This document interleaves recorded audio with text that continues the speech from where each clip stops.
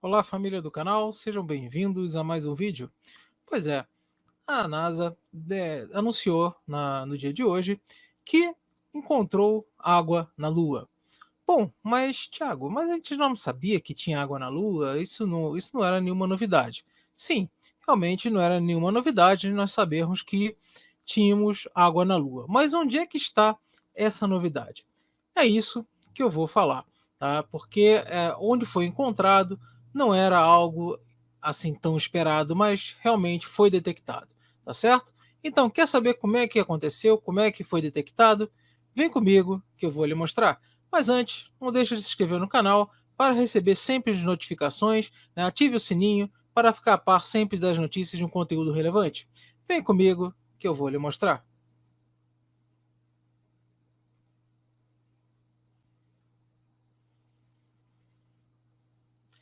Bom, pessoal, então, esse foi o artigo publicado na revista Nature hoje, né? Água molecular detectada na Lua iluminada pelo Sol, por Sofia. Então, água molecular detectada na Lua iluminada pelo Sol. Ou seja, eles encontraram, né, vestígios de água, tá, na parte da Lua que é iluminada pelo Sol. Isso realmente a gente não sabia que poderia encontrar. Tá? E algumas hipóteses, por causa de algumas hidroxilas que foram detectados esses espectros, e foi encontrado água. Então, o artigo relata o seguinte, né, que a hidratação generalizada foi detectada na superfície lunar por meio de observações de uma característica de absorção de 3 micrômetros, né, por três espaçonaves independentes. Então, isso aqui é um espectro de absorção, né, que tem a molécula d'água. Né? Ou seja, se a hidratação, né, de água e outros compostos de hidroxila é desconhecido, então não há métodos estabelecidos para distinguir, né, essas bandas. Então, na banda de 3 micrômetros, a gente não saberia somente se era água ou se outros compostos.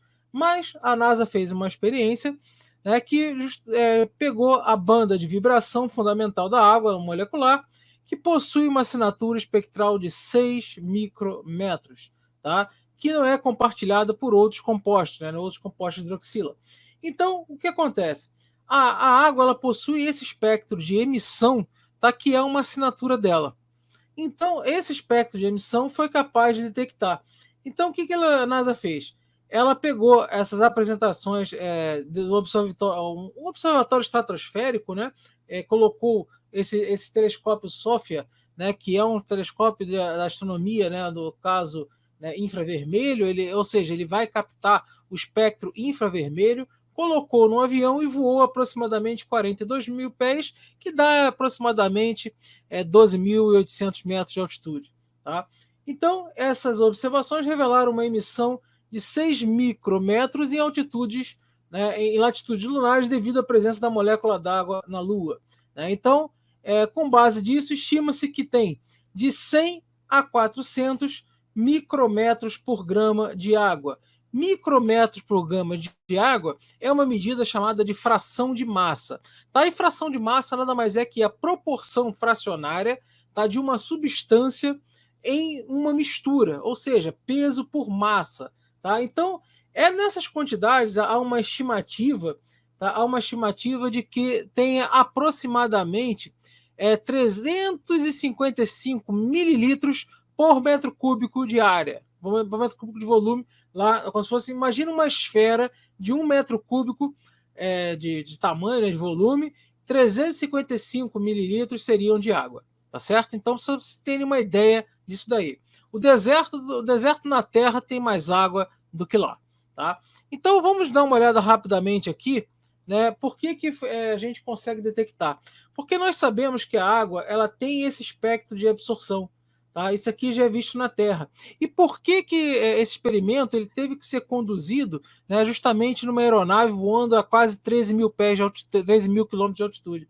Simplesmente porque aqui, gente, tá? Aqui, ó, 13 mil metros, tá? Não 13 mil quilômetros. Aqui, tá? O que acontece? A atmosfera ela ia interferir, né, nesse experimento. Tá? Então, como a nossa atmosfera ela tem esse espectro de absorção da água, que está aqui marcado em torno de 6, né, ela é bastante interessante esse espectro, né, de absorção da água.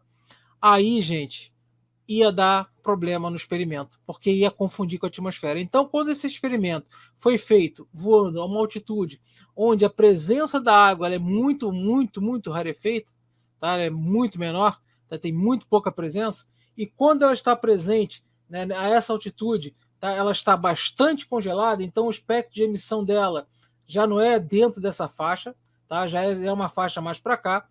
Aí então, meus amigos, conseguimos detectar esse tipo de água, tá, na Lua.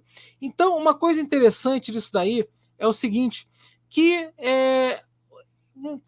promoveu o quê? Um novo problema de estudos. Né? Por quê? Porque tendo água em mar, na Lua, estou cismando com Marte, é Lua. Tendo água na Lua, como que ela chegou lá? Tá? Como é que ela se formou? Existem algumas hipóteses. Tá? Então, a água ela foi armazenada, levada por meteoritos, né, por detritos de cometas, né, no caso, que impactou e acabou se depositando na superfície. E outra possibilidade também pode haver um processo, né, em duas etapas, na qual o próprio Sol, né, através do vento solar, que bombardeia bastante a Lua, né, porque não tem atmosfera muito presente como a na Terra e também não tem um campo magnético muito pronunciado. Então, o que acontece, pessoal? Nessa situação, o Sol ele deposita, nós já sabemos que ele deposita hélio 3 na Lua. E depois eu posso até falar sobre mineração espacial aqui em outro vídeo.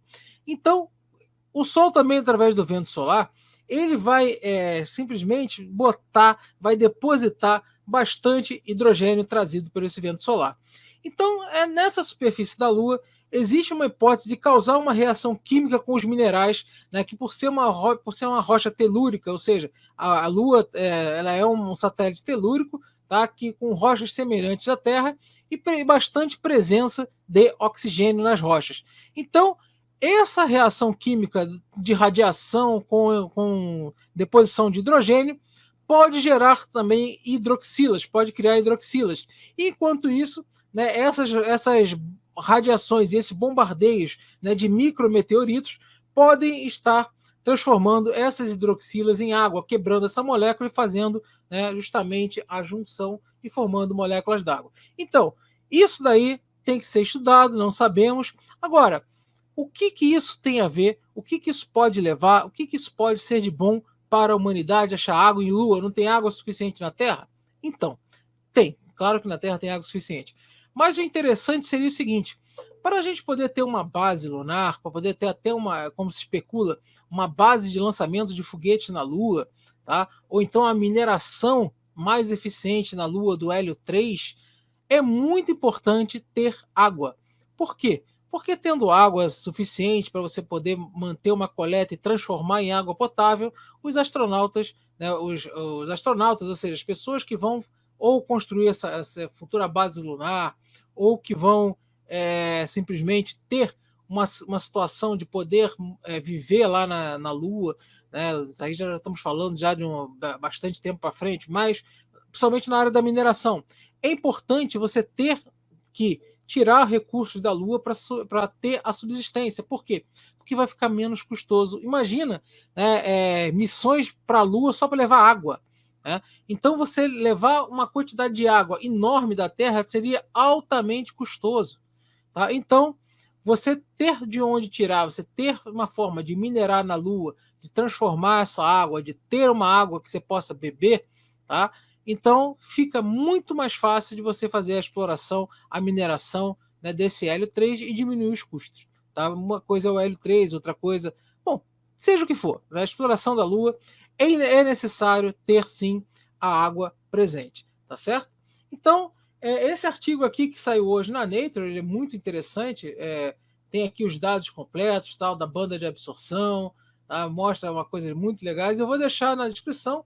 Tá? O artigo ele foi pago, né? Então você pode baixar por PDF, então por isso que eu estou mostrando. Tá aqui na revista dele, você pode baixar e ler sem problema nenhum. Tá? Então espero que tenham gostado do vídeo. Né? Qualquer coisa, é só deixar um recadinho para mim aí que eu podendo eu vou respondendo, tá certo? Então muito obrigado a todos pela presença. Não deixa de se inscrever no canal se for a primeira vez, tá? E vamos lá, olha a parte de apoiadores, é muito importante para o canal.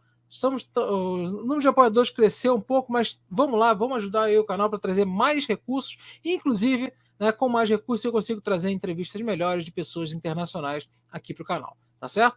Muito obrigado a todos, forte abraço, até a próxima.